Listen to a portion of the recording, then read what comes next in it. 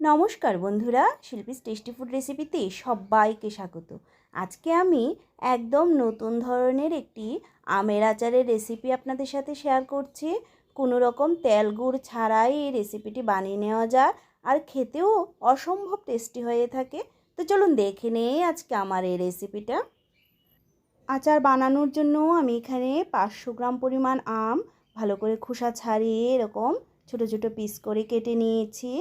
এবার তার মধ্যে আমি 1 কাপ পরিমাণ চিনি দিয়ে দিচ্ছি আর দিয়ে দেব এখানে 1 চামচ নুন। 1 চামচ থেকে একটু কম পরিমাণ নুন দিলাম। এবার এগুলোকে মিশিয়ে নেব।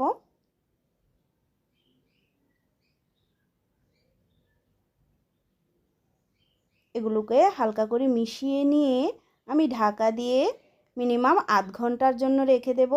1 ঘন্টা রেখে দিতে পারলে ভালো, তাহলে চিনিটা ভালো করে মেল্ট হয়ে যাবে। আপনাদের কাছে টাইম কম থাকলে আধ ঘন্টা রেখে দেবেন।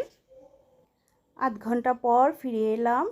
দেখুন চিনিটা মেল্ট হয়ে গেছে, আমগুলো একটু সফট হয়ে গেছে।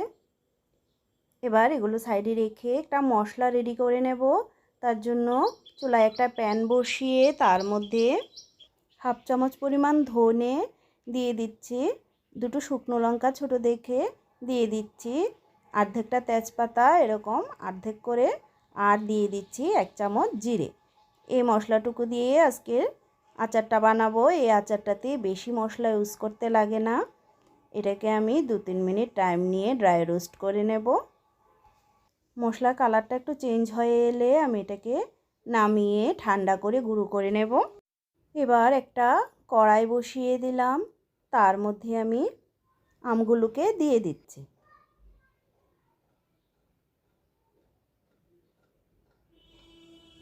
এবার ফ্লেমটাকে মিডিয়ামে করে আমি 10-12 মিনিট এটাকে জাল করে নেব। তার মধ্যে কিছুটা মোটা জিরা দিয়ে দিলাম, 1/2 চামচ থেকে একটু কম পরিমাণে মোটা জিরা দিয়েছি। মোটা জিরার ফ্লেভারটা খুবই সুন্দর আসবে। মিশিয়ে নিচ্ছি। এটাকে আমি এবার আস্তে আস্তে করে ফ্লেমটাকে মিডিয়ামে করে 10-12 মিনিট জাল করে নিচ্ছি।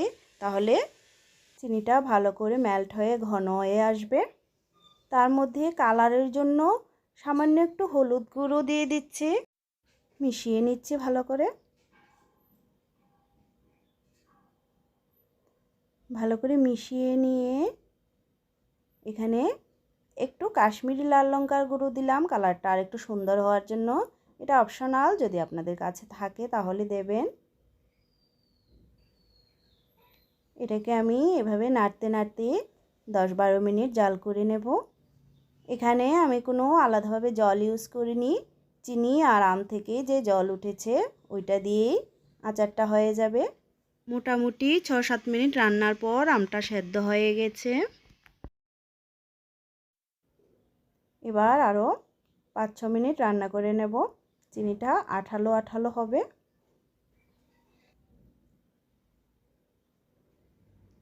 এবার তার মধ্যে আমি ভাজা মশলাটাকে দিয়ে দিলাম, মিশিয়ে নেব।